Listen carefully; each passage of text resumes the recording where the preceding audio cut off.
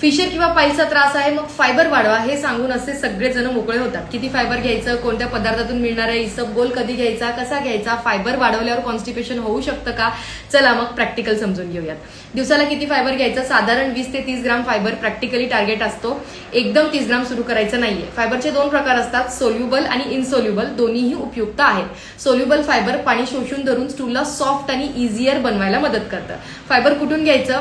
Salad खाणेच म्हणजे fibre आहे का? नाही. फायबर असलेली फळं, नाशपती, पेरू, किवी, पपई किंवा सफरचंद, ओट्स, डाळी, कडधान्य आणि पालेभाज्या.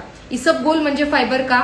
हो, इसबगोल हा फायबरचा सोर्स आहे, पण तो घेताना पुरेसं पाणी घेणं महत्वाचं आहे. सुरुवात ही कमी प्रमाणात करून टॉलरन्स पाहणं गरजेचं आहे.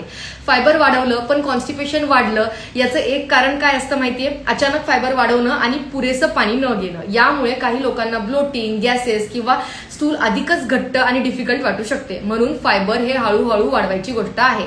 आजपासून अचानक भरपूर फायबर घेण्यापेक्षा थोडं थोडं वाढवा, पुरेसं फ्लुइड घ्या. आणि लक्षात ठेवा, पाईल्स किंवा फिशर मध्ये फक्त फायबर नाही तर स्ट्रेनिंग टाळायचंय, टॉयलेटला मोबाईल घेऊन जाणं बंद करायचंय, रोज कोमट पाण्यात काही वेळा बसायचंय, ज्याला आपण सिट्स बाथ असं म्हणतो. मग तुम्हाला पाईल्स किंवा फिशरचा त्रास आहे का?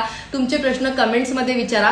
कॉन्स्टिपेशन न होण्यासाठी एक सिंपल ट्रिक आहे जी माझ्या पेशंट्सला खूप मदत करते. त्यासाठी कॅप्शन वाचायचंय, शेअर करायचंय हा व्हिडिओ तुमच्या मित्रांबरोबर.